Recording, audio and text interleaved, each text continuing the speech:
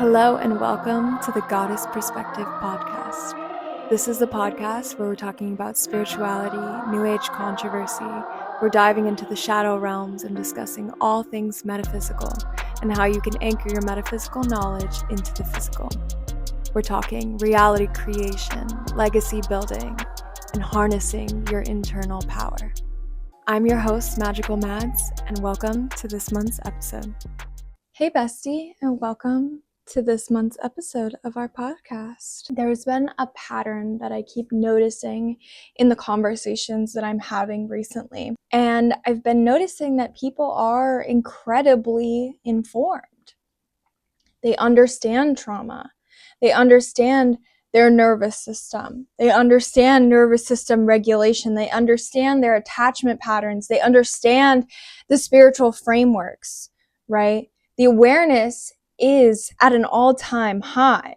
And yet there's this quiet sentence that keeps operating in people's stories that they're telling themselves. And the underlying thread is, I understand all of this, but something still feels unresolved. Raise your hand if you've ever been there. I know I have. The knowledge exists. The insights exist. The frameworks exist and they work. And yet the body still holds tension. There's something inside of us still waiting for the pieces to click together. That moment fascinates me because historically, cultures have always described that moment through story or through mythos. They explain it through symbolic language that points towards something happening inside of the human system. And one of the most interesting versions of those stories is the story of Sophia, which I talk about all the time, but if you're new here, welcome. Sophia appears in several early mystical traditions as a figure that's representing divine wisdom. Her name literally means wisdom.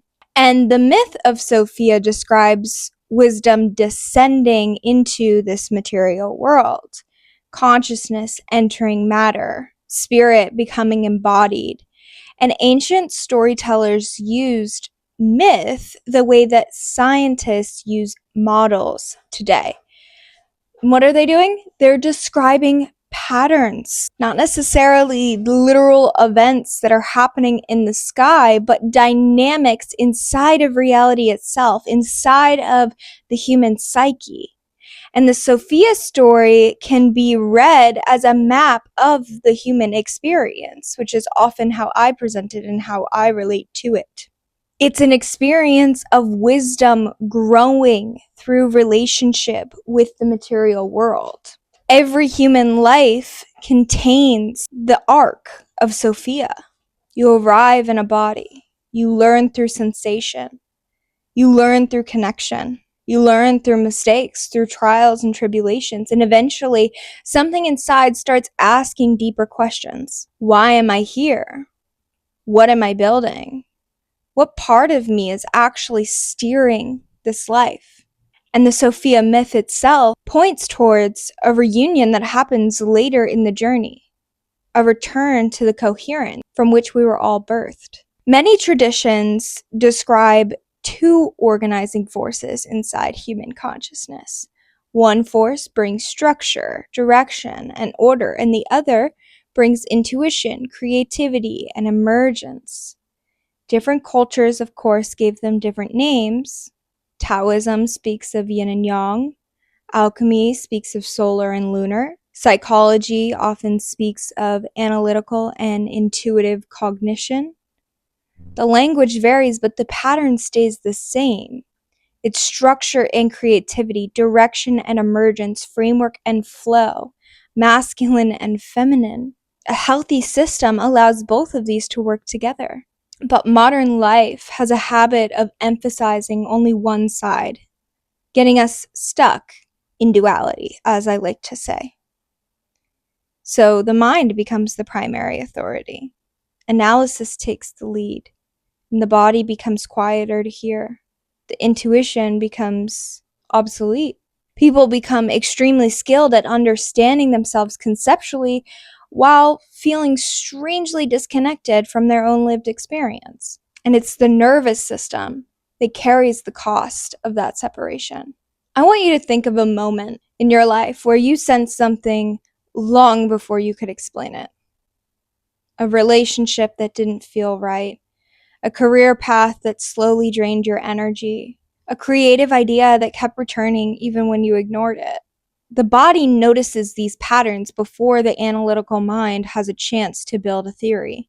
The nervous system quite literally reads environments, the tone of voice, facial micro-expressions, shifts in energy, no matter how subtle. Millions of data points move through the human body, human system, every second.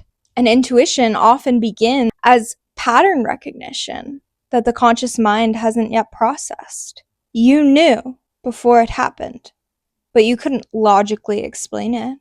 And in a world where we strive to be logical and analytical, embodiment becomes our saving grace. Because through understanding our body and our unique systems, we learn to interpret information.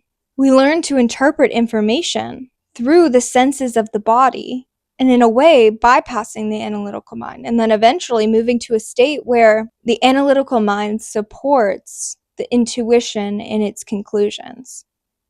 But that's a process. And this integration, it means allowing the mind and the body to exchange information instead of competing for that control, allowing both to be present, allowing the inputs of all data to be accounted for. There's this moment that many people reach after years of self-development work. And in this moment, information stops being the primary goal. Experience becomes the focus. The question changes from what else do I need to learn to what does my system actually need to integrate? And that shift changes everything because integration is a physical happening. Your breathing patterns begin to shift. Your muscles release long-held tension. Your emotional responses reorganize and sometimes come back online or stop being such a burden to your nervous system. Awareness begins to move through the nervous system and becomes embodied knowledge. And so many traditions consider this moment as inner union, Kundalini rising, right? Structure and intuition cooperating, mind and body speaking the same language, direction and momentum emerging from this place of deep alignment. And when we step into containers and surround ourselves with people who are doing this work, who are the embodiment, who are embodying life in their own unique way, we accelerate our process of integration. Human nervous systems actually evolved in groups originally. Our biology expects that relational feedback. And depending on your human design, it might be necessary for the way you're meant to move in the world. For example, if you're a manifesting generator, allowing yourself to have eye contact with others regulates stress hormones. Your tone of voice affects your heart rate variability. And witnessing another person's emotional process activates mirror neurons in the brain. So in simple terms, being in community, being in spaces where people are already doing the work, helps our systems to actually stabilize in this new identity that we are claiming. Personal transformation deepens in spaces where people practice awareness together. Someone shares a realization, then another person recognizes that same pattern in themselves or realizes that you just asked a question that they would have never thought to ask. This is a vital aspect of how we learn, of how we grow. The nervous system learns through observation, reflection, and relational safety. And so integration spreads through a group the way resonance spreads through musical instruments tuned to the same frequency. And it creates this beautiful symphony for you to dance with the divine in your everyday waking life. And this principle is what sits at the center of the space that I created, the Dragon's Den. There we work with this energy of inner reunification. And participants, the people inside, they're exploring their masculine and feminine forces their masculine and feminine faces inside their own nervous system, getting to know the structural integrity of their system. And it creates the momentum and the space for these masculine and feminine aspects, which have often been split, to come back into union. And so structure and creativity begin to cooperate. We do somatic practices that are really focused on bringing awareness into the body so that you're actually integrating these aspects on a psychosomatic level and you're not just conceptualizing it.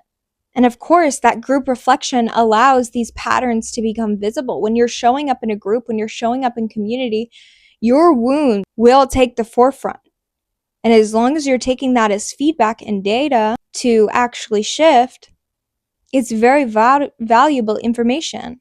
And the amazing thing about the Den is we work through archetypal frameworks. So these archetypal frameworks, they give language to experiences that might feel difficult to describe. And it also allows you to create a sense of detachment from that experience so that it's not something that is necessarily happening to you, but an experience of the collective that you are also moving through. It allows you to tap into something bigger than yourself. And through that, insight multiplies because something super remarkable happens when we stop trying to figure ourselves out alone, because that's actually impossible. But when you team up and partner up with people who are doing the work with a space that's intentionally curated to do the work, then your system begins to reorganize itself around coherence because that's the stabilized baseline in your reality. And that's the thing that a lot of people are missing. And if you're like, okay, well, I'm not really interested in doing all of that work, that sounds like a lot of work, but I am interested in the mythos of it all. I did do a class called the Sophia arc, and this masterclass specifically explores the symbolic story of Sophia and what it reveals about human development. So we look at what some of the ancient texts prophesize, and we explore how this myth encoded framework translates to psychological and spiritual insights. And we examine how the descent into matter mirrors the journey that every human life takes, not only in our experience coming to Earth, but in our creative process on a daily basis. And so that class is going to be really resourceful for you if you're interested in connecting mythology, consciousness studies, and embodied awareness into one coherent framework. When people take this class, a lot of the feedback that I get is that they now have a new lens and understanding for their own life story, which is really beautiful. And it allows them to kind of detach themselves from the chaos and understand that the chaos is really part of the coherence and create a new relationship with safety itself. So that's a free workshop that I have that's available to you. I'll drop and leave that in the comments below. And for those of you who are feeling that curiosity pulling you towards the physical systems side of this work, water sits at the biological center of life. And so that's one of the major systems that we work with. The human body contains roughly 60% water, arguably more. Every single cell is made up of mostly water. Cellular communication happens through the waters of your body. And environmental water quality influences ecosystems, agriculture, and human health, as you are your own ecosystem. So for anyone who's interested in exploring that side of the conversation, I have 2 educational pathways available for that. The Water Systems Workshop introduces the practical aspects of improving the water in your life. The Systems Workshop allows you to see the systems that I utilize in my life and my recommendations for becoming a holistic householder. And then the Working with Living Water course is going to go deeper into how water actually interacts with biological systems and the water systems that I utilize that are really integral for maintaining a high level of sovereignty and connectivity to the earth and to my spirituality. And so those are 2 great resources that I'll also share with you in the comments below. But if today's conversation stirred any curiosity or there was any part that you were like, oh, I really see myself in that. Like maybe you are continuously finding your being incredibly informed, but not feeling like you have any solutions or any pathways to actually create the change. My world is a great place to step, especially if you feel like you've done everything, because I guarantee you what you're lacking is the emotional support to actually get you there. And that's something that I'm very skilled in providing for clients and the people in my life. So if today's conversation did stir any curiosity, there's those few pathways that I mentioned that you can explore next. The Sophia Arc Masterclass, which offers the mythic and philosophical map completely free. The Dragon's Den, which is our yearly community that offers a space for somatic integration and inner reunification, working heavily with the mother and the father wounds and becoming a holistic householder that supports the highest good of all. And then the systems workshop and then the working with living water course both explore the environmental and biological dimensions. And if you're feeling called to work one-on-one with me, whether you're looking for back-end system integration or you're looking for support spiritually or energetically, I do have some one-on-one options available. They're application only. So you'll go to magicalmads.com/1 I'll leave that link below as well. But before we end today, I just want to leave you with something really important. Every framework, every teaching, even the ones that I've shared here with you today, every story that you encounter serves one purpose. They point you back toward your own awareness. The body carries intelligence. The nervous system is constantly reading the world. And your intuition emerges from those layers of perception that the analytical mind processes later. Teachers, courses, and communities can create supportive environments for exploration, but your own knowing remains the final compass. Pay attention to what resonates. Notice what brings a sense of expansion in your body. Notice what creates clarity. Wisdom has always grown through that relationship between inner awareness and lived experience. And the story of Sophia speaks about wisdom entering the world. And that wisdom is you. You are wisdom embodied. Each human life continues the story of Sophia, and every time someone listens to their deeper knowing, integrates their experience, and chooses alignment, whatever that looks like for them in that moment, the story begins to unfold again and ripples out through time into infinity. And that unfolding is a beautiful part of the process that we call life. I know in my experience, I've definitely had so many times where I feel like I'm doing all of the things and something still just isn't clicking. But what always brings me back into reality, grounded, fully clear, is tuning into the inner vortex of my heart, which is the center point of all the waters in your body. And in my opinion, is where your wisdom overflows for you to consume. So, what are you doing? You gonna consume it or what? It's yours to have. I love you so much. I hope this episode was helpful, and feel free to leave your reflections in the comments below. I'll see you in the next one. Hello. Thank you so much for joining us on this month's episode. We look forward to connecting with you deeper. Please drop a comment, leave us a review, leave some feedback, let us know how you received this episode, and as always, our DMs are open, the website is live, and we welcome you into our world as you come alive. Oh, and bestie, make sure you check out the description of this podcast because there's some special links there just for you. Okay, I love you. Bye!